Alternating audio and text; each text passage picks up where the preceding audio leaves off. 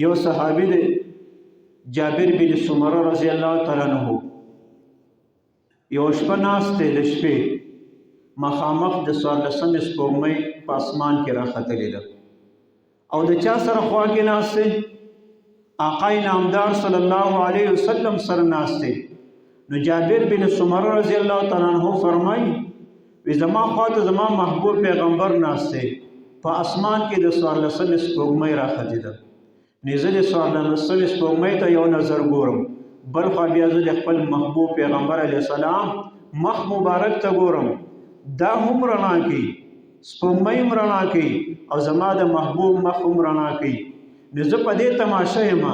کله زه سپوږمۍ ته ګورم کله زه د خپل محبوب پیغمبر علیه السلام مخ مبارک ته ګورم چې په دې کې زه ګورم چې کم یو ښایسته دی نو آخر زما نظر کې دا راله چې زما د محبوب پیغمبر مخ څومره ښایسته دی چې د 14 د سپوږمۍ نه هم زیات چمک او رڼا کوي داسې عظیم الشان پیغمبر